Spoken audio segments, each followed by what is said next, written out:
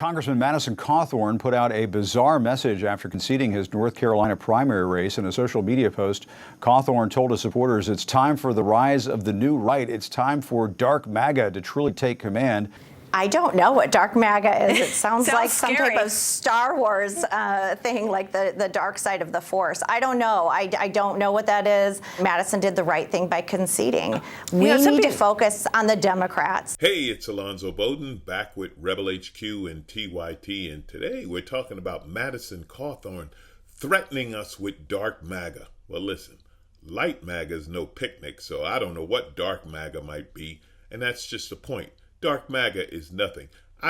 Is dark MAGA the black guy who showed up at every Trump rally? I don't know, but it's nonsense. Why are they wasting time worried about Madison Cawthorn? Listen, the minute you rat out the coke-filled orgies, your political career is over. These Congress people love their coke-filled orgies, Madison. You can't go ratting that out and expect to get reelected. He's gone. Don't stop wasting time talking about this dark MAGA. Even if there were some kind of evil organization in the dark web, leave that to the FBI. That's their job. Democrats, you got much bigger problems than Madison Cawthorn and the dark MAGA. Let Yoda handle that. The force is not with Madison Cawthorn. You know, this Republican Party, as we know, has not demonstrated moral courage. It has not, given those of us who have associated with the brand for many years pride. But this is a meaningful loss of Madison Cawthorn's to those of us who would like to see a new party. Yeah. And the dark MAGA thing is creepy.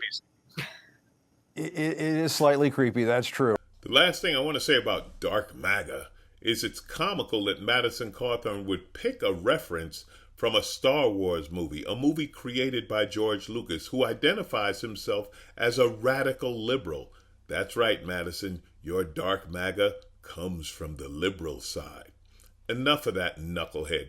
The more concerning things in this video are the head of the Republican National Committee saying, we're worried about the Democrats. Our concern is the Democrats. Not our concern is the people. Not our concern is the constituents. Not our concern is high gas prices. No, the Democrats. Because once again, the Republicans are going to win just based on being the party of no.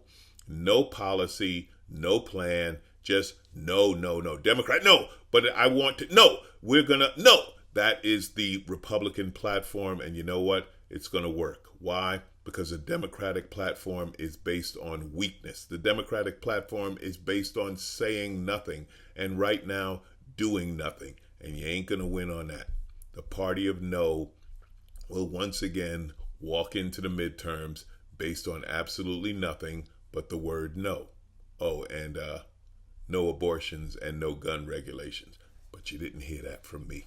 And I think you are going to see Democrats more motivated than a typical mid-year election for an in-house party. But the pendulum swing is there. It's the economic issues. The question is, what actions can the president and the administration take? Our colleague Fareed on his show today mentioned that you could rescind some of these Trump tariffs, that might have a positive impact.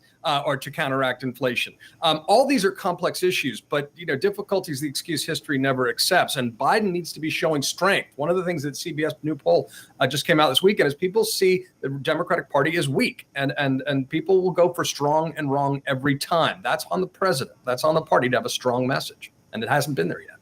Yeah, it's up to Biden and the Democrats to do something. Say something. You're wasting time worried about these.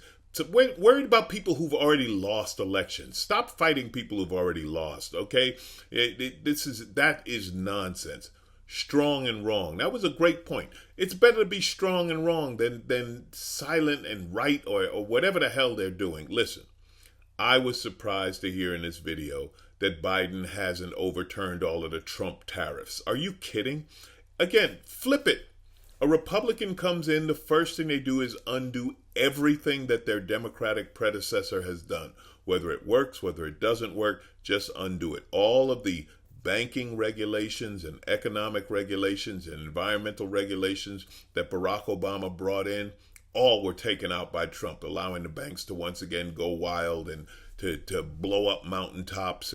So I don't even know how Biden hasn't overturned Trump's tariffs and Trump's little side deals with all these people. But for For the Democrats to not be out there making sure everyone can vote. The Republicans are doing all they can to make sure people can't vote. Democrats need to be not only making sure people can vote, telling that the Republicans are trying to stop you from voting.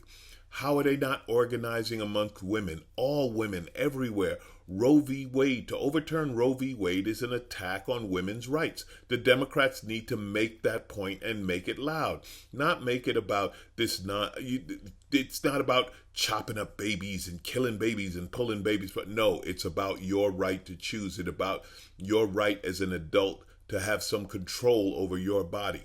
Get out there, talk about it. Why not? You're going to lose anyway. Talk about the supply chain and what's going on and why prices have gone up. Talk about a plan to get prices back down. Talk about anything. Silence is not golden, Democrats. Silence ain't working.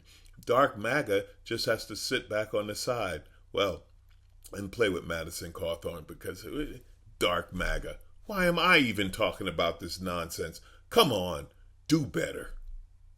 Is that their slogan? Do better? Maybe I shouldn't say that anymore. Improve.